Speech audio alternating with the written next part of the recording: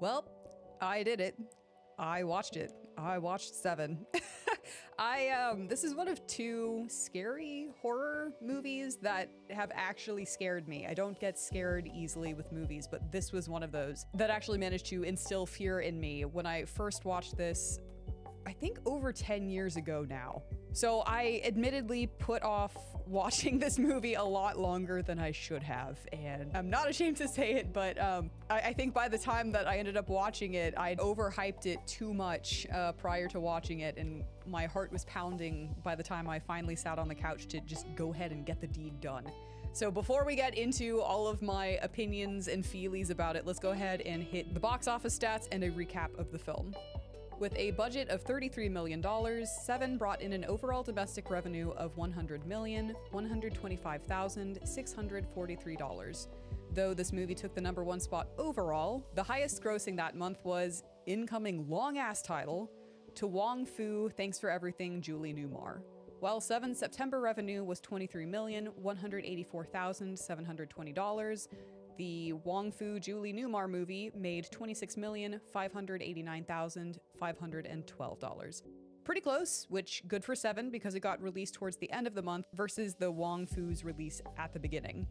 If you somehow haven't heard about Se7en, the movie follows retiring homicide detective William Somerset and transferred hotshot homicide detective David Mills, played by Morgan Freeman and Brad Pitt respectively, as they get involved uncovering a gory series of murders. 1 week and 7 murders based off of the 7 deadly sins, these detectives really go through the ringer in such a short period of time. Now on to the opinions. Oh, what's in the box? This movie was great. It is rated number 20 on IMDb's top 250 movies, has a 95% rating on Rotten Tomatoes, and had 44 nominations, one of those being an Oscar for Best Film Editing with 29 overall wins. It still really holds up today. Obviously, there's going to be a little bit of outdated tech involved, which honestly played a huge part in the film for me, like for the pacing and credibility and all of that. But God, it is brilliant. It is brilliant. Like I said, I got really in my head about this prior to watching it. It took me a couple of weeks to watch it. I remembered this being a really good movie, but it was 10 plus years since I've seen it, and it had really freaked me out at the time, so I built it up way too much in my head. And honestly, after watching it again, I can't say that it scared me as much. It was still really good, don't get me wrong, but just the way I remembered it, there was just a lot more, and maybe it's just because I am 10 years older, and so it just doesn't scare me as much anymore, or like horrify me as much anymore. I mixed feelings about that, but it was still very much enjoyable. Everyone was great in it. Morgan Freeman's Morgan Freeman, so I know that basically whatever he does, I'm bound to enjoy. I love him so much. Brad Pitt was bloody brilliant, and oh my God, he was such a baby at it. And too damn pretty for his own good. The way they did their characters were just so phenomenal. Detective Somerset, he's retiring in 7 days. 7 murders, 7 days. God, I would hate to end my career on a murder string that terrible. Like, holy shit. He doesn't really want to get involved in these murders too much because he has a thing where he doesn't like having unfinished business, I guess. And so he's hesitant to get involved and then decides that he's going to stay on for however long he needs to see things through. David Mills is an incredibly impatient hotshot, just ready to take over for Detective Somerset. To the point where at some points it was just like, bro, you've got to take a step back and reevaluate what's going through your head right now. There were a couple times where it really felt like Detective Somerset was talking to like this hothead high schooler versus a homicide detective that has apparently been doing this for 5 years, but oof.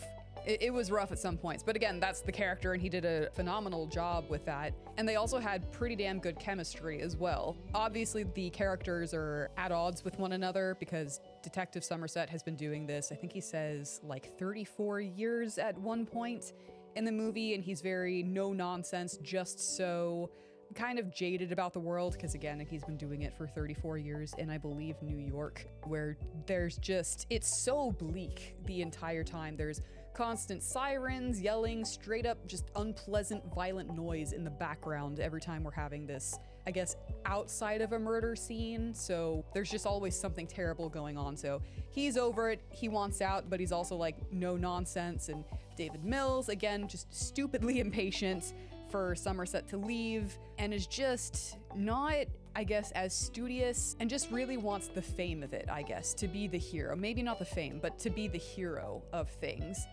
Won't really put in as much like research, proper research or effort as Detective Somerset will, as evidenced by the scene where Somerset is literally going down to the public library to grab all of the source materials once they realize that these murders are based off of the 7 deadly sins. Detective Mills has literally paid another officer to bring him the Cliff's Notes books of the source materials that Detective Somerset is actually going out and reading. Or just sitting there staring at the crime scene pictures in front of him because he's still more focused on what's in front of him instead of checking out all of the pieces, if you will.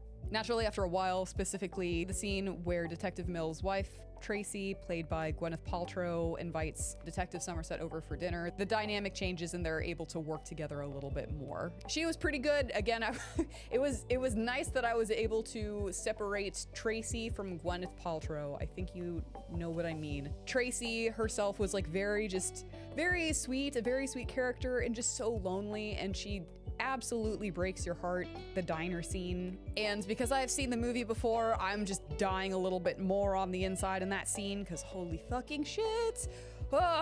As far as the murders go, I do remember them being a lot longer. Them being at the scene a lot longer. They were just, I don't know, I remember being so wigged out by them when I initially watched this that I was like, these are gonna take a long time to get through, and I'm gonna have to sit here and suffer through it. It's gonna be okay. It's gonna be okay. And it was okay. It was fine. Like, they were still gory and creepy, but it just wasn't as bad as I remember. I will say that this, as weird as this sounds, this movie has one of the coolest murders that I've ever seen. One of the very last ones, the 5th one, Pride, where he goes in and cuts up a supermodel's face and glues the phone to one hand and meds that she can take to OD to her other hand. I thought that was wildly cool. Like, not cool, but like, ooh, that's sly. That is cunning. That is holy shit. It was just a really unique twist, I guess, when I initially saw it, but watching it again, I was like, that's still pretty damn cool. I think the one that really fucked me up the first time I watched it was Lust, the one before that one. Lust, that one really fucked me up, and it still triggered me quite badly watching this again the second time around. And I think part of the reason was because there was another victim attached to it, like the guy that was held at gunpoint and was forced to go through like the act of committing this murder. Oh my god. Because like whenever they go to all of these scenes beforehand, it's very quiet, very solemn, but no one's really there to build up the tension, except for the sloth victim. That one was terrible as well, but the level of reaction for me from that victim was not as over the top as the guy attached to the Lust crime scene. Like, obviously the SWAT team was like, what the fuck, and like freaking out really badly around, but like the victim himself, just because of the state that he was in, couldn't really do too much. But the victim that played a part in the Lust crime scene, that one, he was, yeah, screaming, crying, hollering, all of that good stuff, and basically fresh off the scene because he's still there and involved. Whereas these other victims have been there for a little while, from my understanding. All of them were completely and totally sick and fucked up, but yeah, the Lust one for me was probably the one that messed with me the most. And then the Pride one still was like, that was kind of cool. Fucked up, but cool.